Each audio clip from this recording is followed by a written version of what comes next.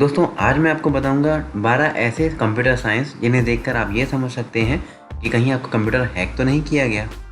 Cyber attacks.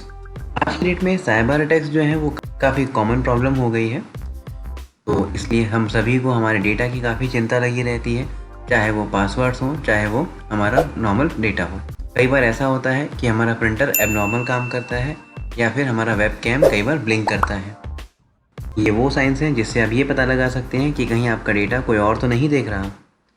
चलिए शुरू करते हैं। Number 12, the antivirus is switched off. दोस्तों एंटीवायरस एक ऐसा प्रोग्राम है जिसे डिसेबल करना लगभग नामुमकिन है। अगर आप उसे डिसेबल करना भी चाहें तो भी आपको कम से कम 4 से 5 बार नोटिफिकेशन ज़रूर आता है कि क्या आप सही में इसे बंद करना चाहते हैं। और तब भी अगर आपको आपके कंप्यूटर में दिखे कि आपका जो एंटीवायरस है वो ऑफ है, इसका मतलब ये एक साइन है कि आपका कंप्यूटर जो है वो हैक किया जा चुका है। तो अगर आपको ऐसा कोई भी साइन दिखे, आपको सबसे पहले अपने एंटीवायरस को वापस टर्न ऑन करना है और उसके बाद आपको किसी न किसी एडमिन को बुलाकर अपने कंप्यूटर का चेकअप ज़रूर कराना चाहिए। Number 11, you receive fake antivirus warnings. दोस्तों कई बार ऐसा होता है कि आपके सिस्टम में एक फेक एंटीवायरस की वार्निंग्स आती हैं कुछ इस प्रकार से। तो सबसे पहले आपको ये चेक करना है कि कहीं ये फेक एंटीवायरस की वार्निंग्स तो नहीं है या फिर कहीं अलग तो नहीं दिख रही। अगर ऐसा है तो इसका मतलब आपका कंप्यूटर जो है वो हैक हो चुका है। पर टेंशन लेने से पहले ये भी ज़रूर चेक कर लें कि कहीं ये आपका पुराना एंटीवायरस ही अपडेटेड वर्जन में तो नहीं है जो कुछ अलग दिख रहा हो। Number 10, your passwords don't work.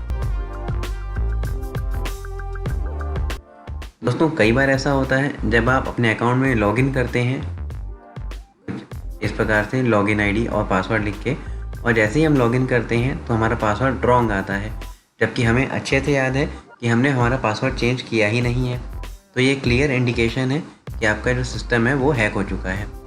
But fortunately कई सारे प्रोग्राम्स में आपको फॉरगॉट पासवर्ड का ऑप्शन मिल जाता है कुछ इस प्रकार से।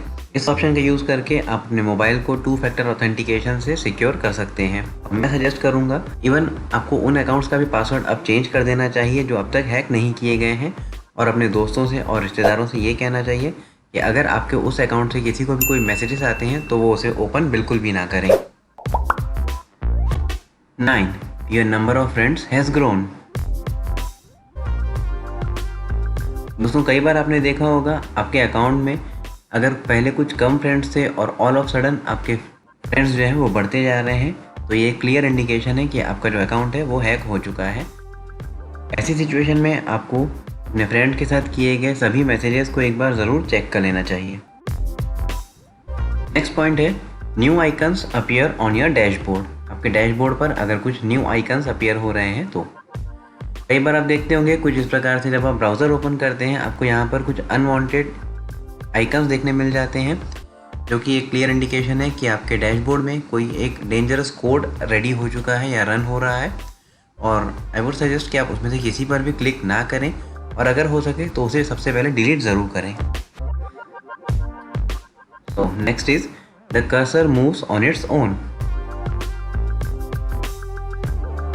दोस्तों अगर आपके कंप्यूटर में आपका जो कर्सर है वो आपके कंट्रोल किए बिना ही मूव हो रहा है तो ये क्लियर इंडिकेशन है कि आपका जो सिस्टम है वो हैक हो चुका है और इस वक्त कोई ना कोई आपके कंप्यूटर को यूज़ कर रहा है। इस कंडीशन में आपको तुरंत सबसे पहले इंटरनेट कनेक्शन को स्टॉप कर देना है, ऑब्वियसली इस वीडियो को लाइक करने के बाद और शेयर करने के बाद, और डिसेबल करने के बाद चाहे वो ईथरनेट केबल से हो या फिर वाईफाई से हो, आपको अपने कनेक्शन को पूरी तरह से स्टॉप कर देना है। Number 6, your printer doesn't work properly. दोस्तों हैकिंग का मतलब सिर्फ सिस्टम को हैक करना ही नहीं, कई बार आपके पेरिफेरल डिवाइसेस भी हैक किए जा सकते हैं, जैसे कि आपका प्रिंटर। अब प्रिंटर में अगर आपका प्रिंटर प्रॉपर प्रिंट नहीं कर रहा है तो हो सकता है वो हैक हो, या फिर ऐसा भी हो सकता है कि आपके पेपर ही ख़त्म हो गए हों, तो इसे ज़रूर चेक करें। उसी प्रकार से आपके कंप्यूटर से जुड़े जितने भी डिवाइसेस हैं इन सभी के ऊपर ये रूल अप्लाई होता है। Number 5, you are redirected to different websites. अगर आप कहीं पर किसी वेब ब्राउज़र को ओपन करते हैं और आप देखते हैं अनवांटेड वेबसाइट्स ओपन हो जाती हैं, या कई बार ऐसी वेबसाइट्स जो आपने कभी ओपन ही नहीं की वो आपको दिखती हैं, तो ये एक इंडिकेशन है कि आपका सिस्टम जो है वो शायद हैक हो चुका है, और ऐसी कंडीशन में आपको किसी न किसी स्पेशलिस्ट को ज़रूर बुला लेना चाहिए। इवन आप देखेंगे कई बार जब आप गूगल टाइप करते हैं और इस प्रकार से कई सारी विंडोज़ ओपन होती हैं, तो ये भी एक इंडिकेशन है कि आपका सिस्टम हैक हो चुका है। Number 4, your files are deleted by someone else. अगर आप ये देख रहे हैं कि आपके फ़ोल्डर के अंदर आपको अच्छे से याद है कि आपने कुछ फाइल्स रखी थी, बट अब वहाँ पर कोई भी फाइल नहीं है, तो ये क्लियर इंडिकेशन है कि आपका जो सिस्टम है वो हैक हो चुका है। बट डोंट वरी, इंटरनेट पर आपको कई सारे ऐसे टूल्स मिल जाएंगे जिनका यूज़ करके आप इन फाइल्स को रिकवर कर सकते हैं। नंबर 3, आपका डेटा इंटरनेट पर है इवन दो आपने उसे कभी अपलोड किया ही नहीं। दोस्तों, कई बार आपने सुना होगा किसी न किसी फेमस सेलिब्रिटी के बारे में कि उनके फ़ोटोज़ जो हैं वो सोशल मीडिया पर हैं, वो भी उनके परमिशन के बिना। तो ये जो है ये काफ़ी डेंजरस सिचुएशन है, और ऐसी सिचुएशन में हो सकता है अगला नंबर आपका हो।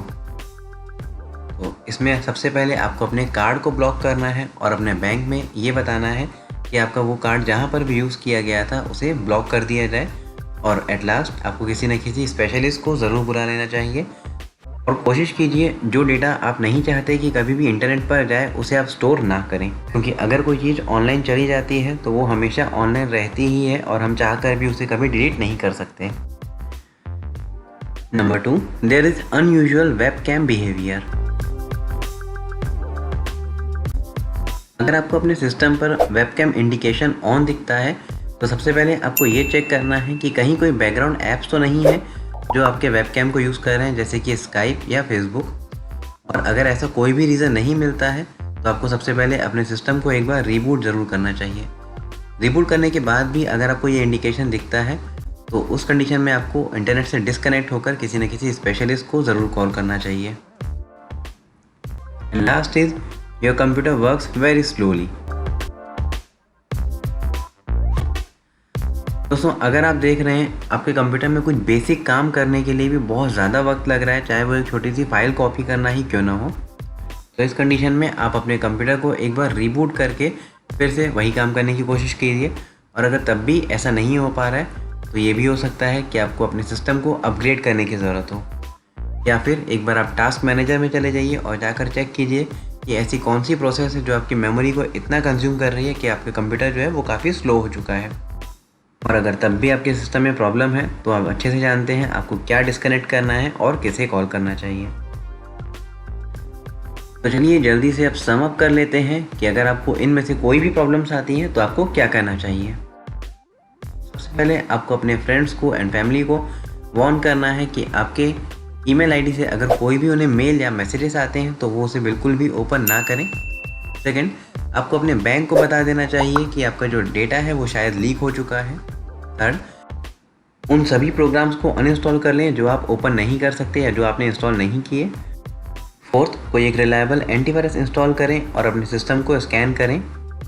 फिफ्थ, आपके जितने भी अकाउंट्स हैं उन सभी के पासवर्ड्स ज़रूर चेंज करें। लास्ट, किसी स्पेशलिस्ट को बुलाकर अपने सिस्टम को पूरा का पूरा ज़रूर चेक करवा लें। अगर आपको लगता है ये वीडियो या साइबर सिक्योरिटी इंपॉर्टेंट है तो इस वीडियो को लाइक करें और अपने फ्रेंड्स के साथ शेयर ज़रूर करें। और अगर अब तक आपने हमारे चैनल को सब्सक्राइब नहीं किया है तो प्लीज़ सब्सक्राइब कर लें। Thank you.